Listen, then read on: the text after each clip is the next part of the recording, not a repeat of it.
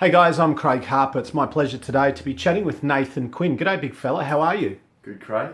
Thanks for the time. Yeah, pleasure. So let's learn a little bit about you. Tell us a bit about your background. How did you get started doing the things that you do? What's your academic background and what's your experiential? Where did you start? Were you an athlete? Were you an aspiring coach? How did you get into what you're doing?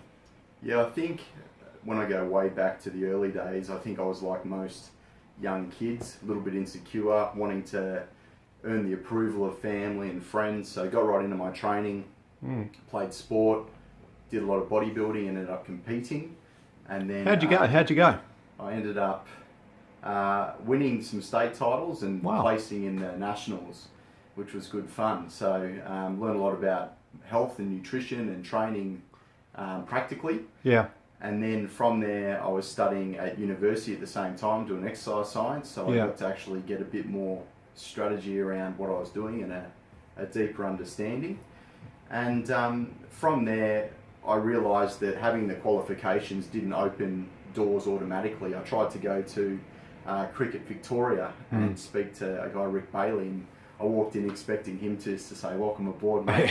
You got a degree, mate. Which office do you want?" Yeah, exactly. Didn't happen. Did not happen at all. So he said to me that he volunteered for 5 years before he got given a paid position. Wow. And I learned a valuable lesson that experience trumps quals a lot of the time. So what I did is I went out and got my hands dirty. I was personal training for a long time and did quite well there because of my background bodybuilding. Everyone knew I could get results. Could walk the talk. Yeah, and then from there I got into education, so I started writing courses, working in RTO and learning about systems and started running a lot of workshops. Yeah. And that opened doors, giving me exposure to some other areas. So I got to take on a corporate program at Fairfax Media up in Tullamarine, and it was the perfect opportunity for me to put all my knowledge to the test. So putting programs together for motivation, changing behaviour around food, getting people who hate exercise to exercise.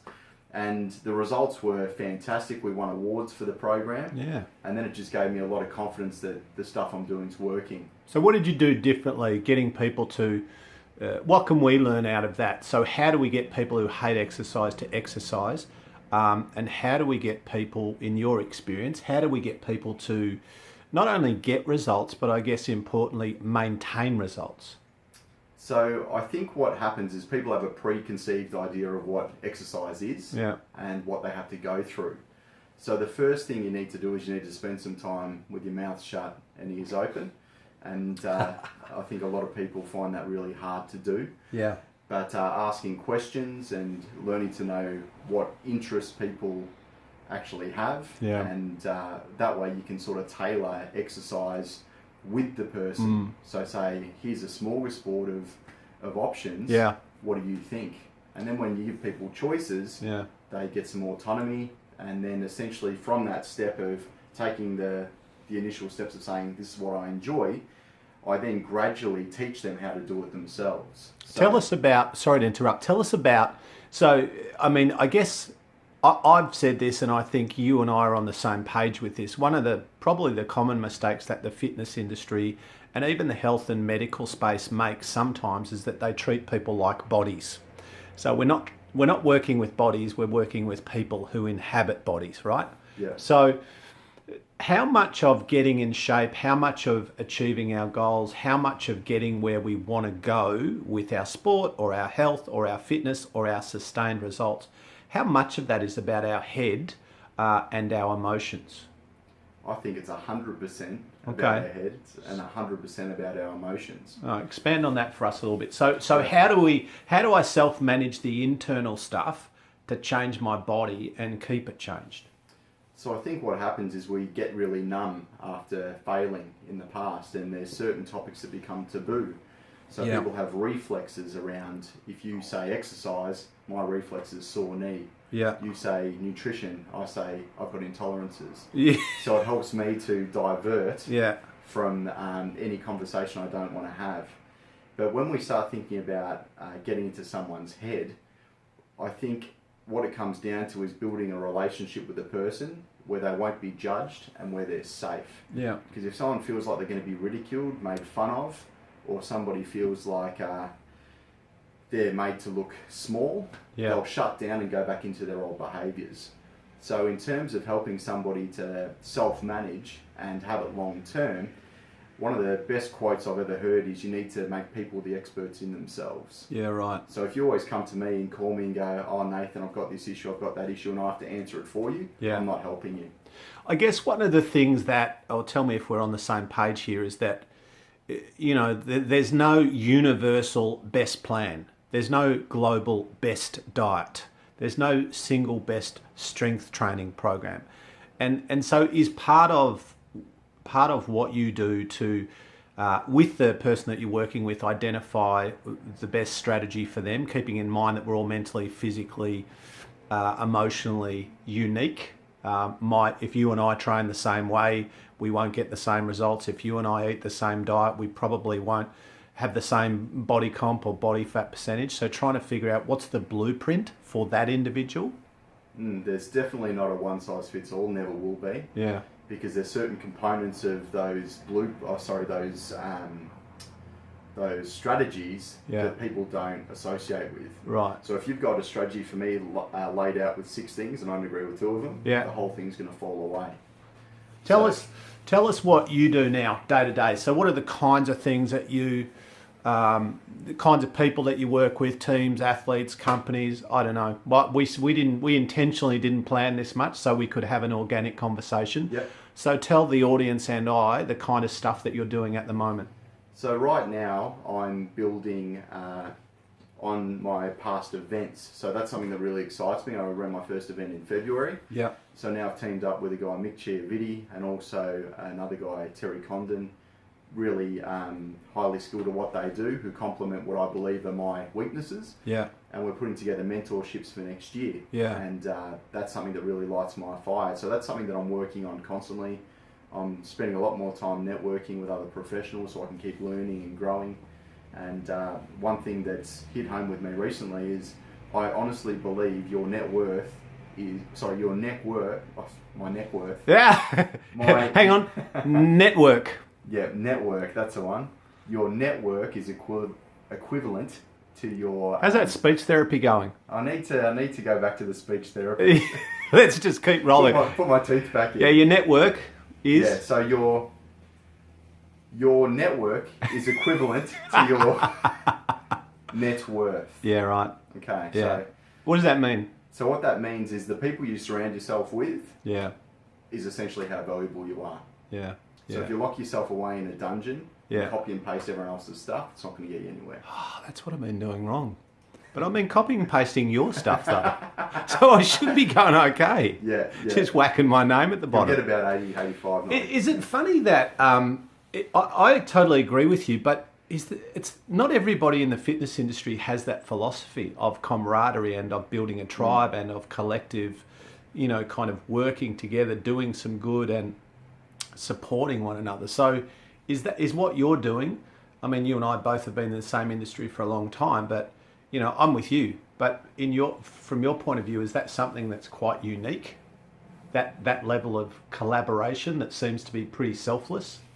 I think it is quite unique. So that's why when you meet people who have similar values, you start to build relationships with them really quickly. Yeah. Because there's so much bastardisation in our industry where someone will say, oh, this bloke who works in Malvern or this bloke who works in Footscray. Yeah. And straight away they'll get shot down. Oh, he's no good because of this. Yeah. She's no good because of that. Because everyone thinks that the way forward is by pushing others down to get further up the ladder. Yeah. Whereas my philosophy is that if you go out and you make these relationships, and just as Dan Pink says, if you want to make something powerful, you have to make it personal.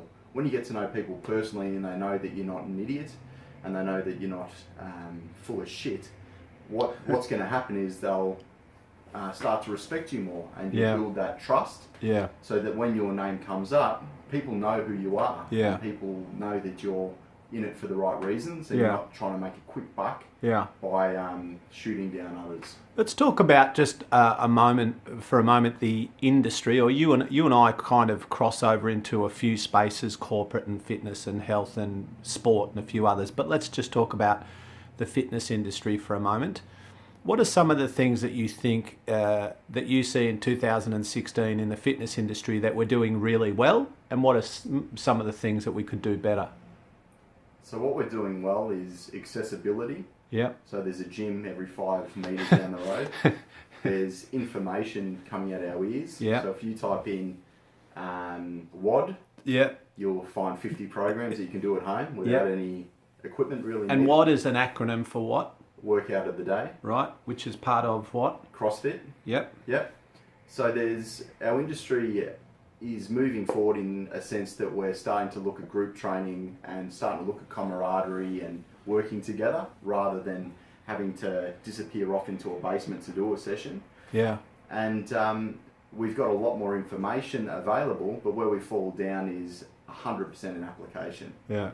100%. So I think people who don't have a long-term plan, Yeah. and they only think short-term, will jump over and they'll try CrossFit, they'll jump over, they'll try kettlebell training, they'll join the next F45, Yeah. but nothing is sustainable.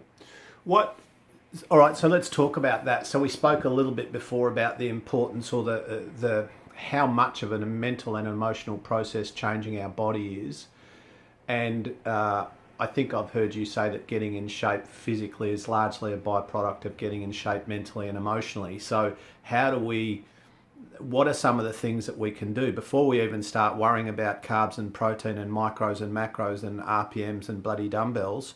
What are some of the things from a cognitive and an emotional or even organisational point of view that we can do? So if someone's listening to this and go, you know what, that's me. I've started and stopped 500 times. I'm in the zone, out of the zone, in shape, out of shape, fit, fat, etc.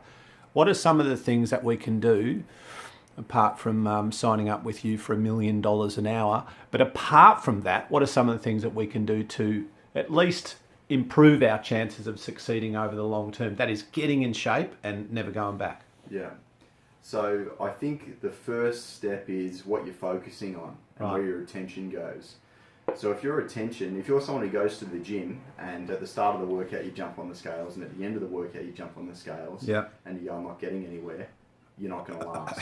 You're not going to last. And I've seen you speak about that as well, and I think it's great. But I think the focus, when I expand upon that, is essentially what you think about when you're in the gym. What does that represent?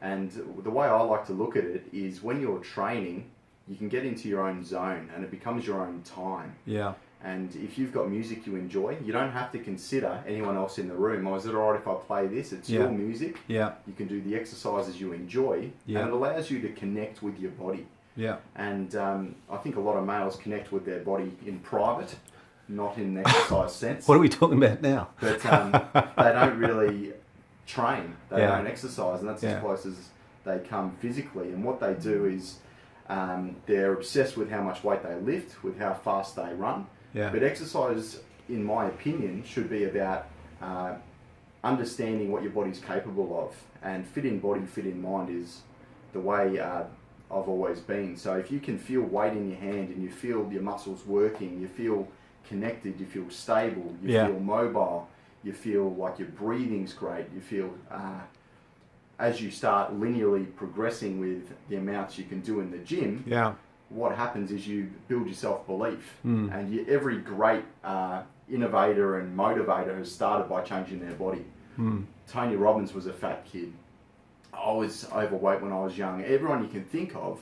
I was a fat kid. Yeah. I was a super fat kid. Yeah. So what you think about is you go, right, I get my body in shape, and it almost helps you surpass limitations in belief. Now we're probably going to diverge a little bit here.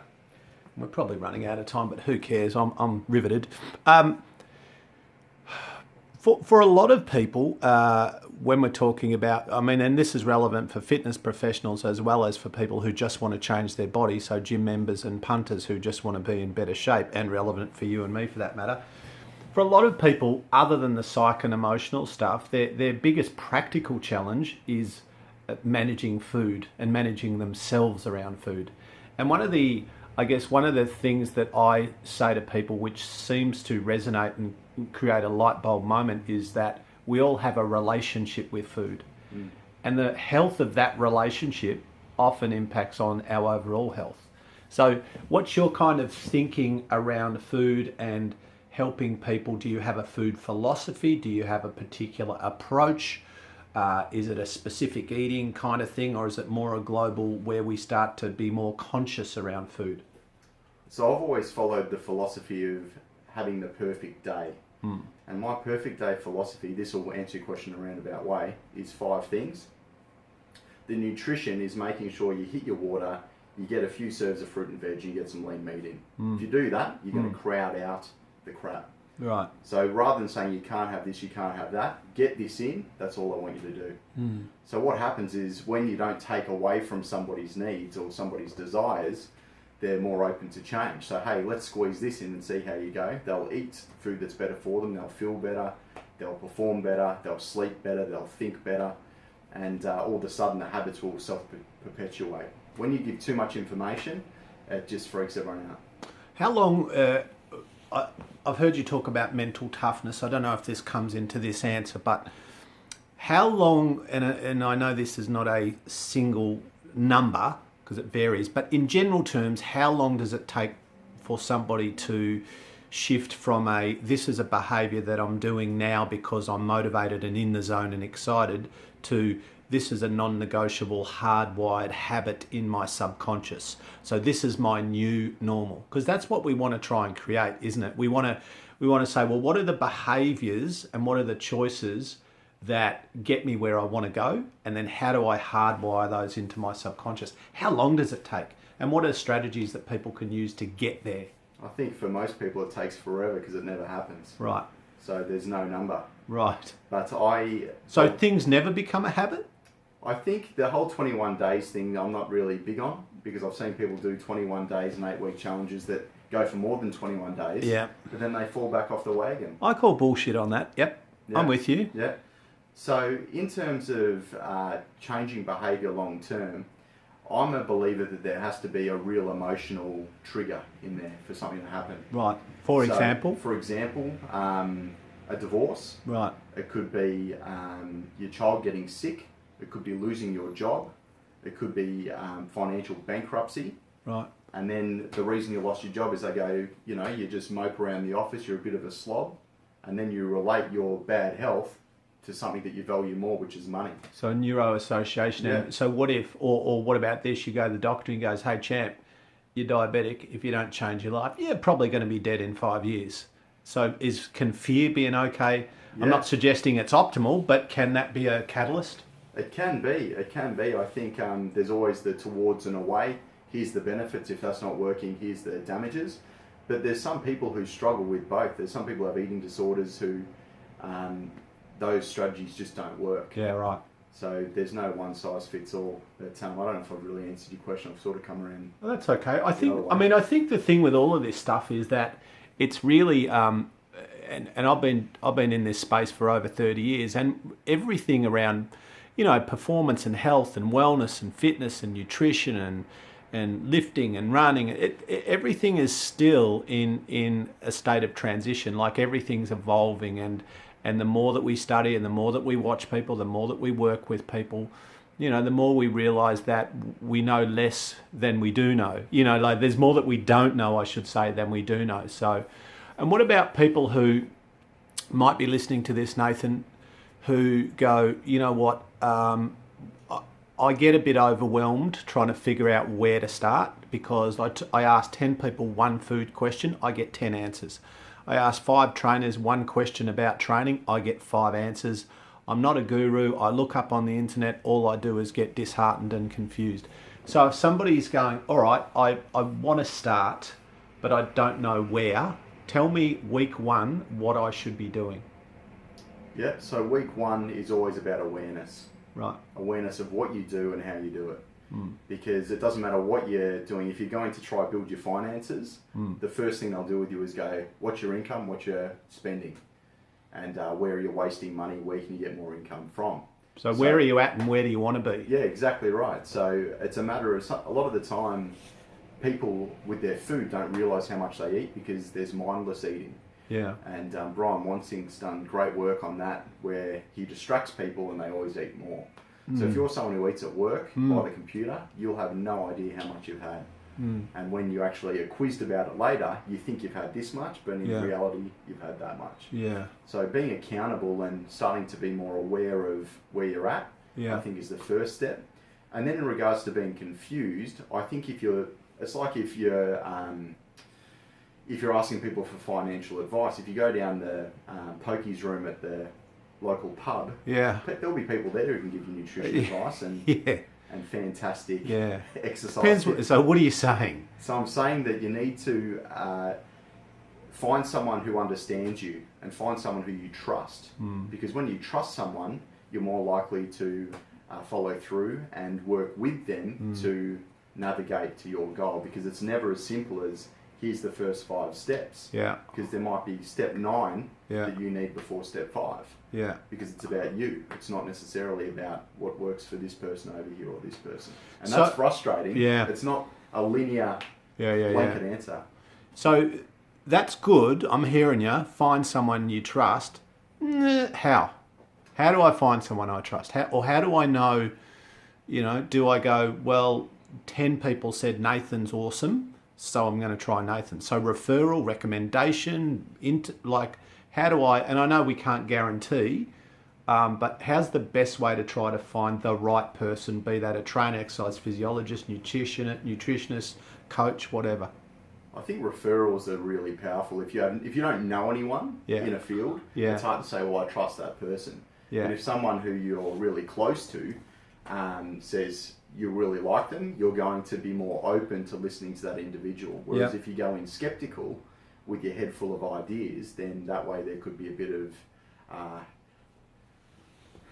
incongruency with the relationship. But I think you get a feeling with someone, and if someone, the first time you meet them, you say, this is right, this guy or this girl is 100%. Someone I feel comfortable with. Yeah. That way you're going to feel more comfortable in opening up and say, hey, here's something I've never admitted, but I drink 3 bottles of wine a night. And then we get back to the emotional side of things, that it's not, well, I was bored, so I pulled out those bottles out the wine cabinet. Yeah. You were feeling scared and anxious, and that's really the underpinning issue. But that's a vulnerability. Yeah. And who's comfortable walking into a room with someone you don't know and putting all your vulnerability out there? And so I guess we'll start to wind up now, but I guess, for many people, whether or not it's being part of a team or a company, or whether or not it's us as an individual who are looking to change, that's what this is all about, is creating positive shift in our world. I guess everything comes at a cost. Everything, whether that price is time or energy or money or, facing our fears, everything has a price. And I guess in many ways, whether or not somebody is going to benefit from, seeing a trainer or an exercise physiologist or getting somebody like you to work with them or their team, it also comes down to whether or not they're ready to do what's required. Yeah. Because it seems that a lot of people like the idea of transformation, but they don't really want to roll up their sleeves and immerse themselves in the process. I agree with you 100%. A big one's been that 22 push-up challenge recently. Yeah, you see everyone do day 1 and 2 and they disappear. Really? Yeah. That's hilarious. Yeah. The 2-day push-up challenge. Yeah. Hey, Nathan, Quinn, it's been awesome, man. Thanks for chatting with us. Thanks, Craig. Take care, buddy.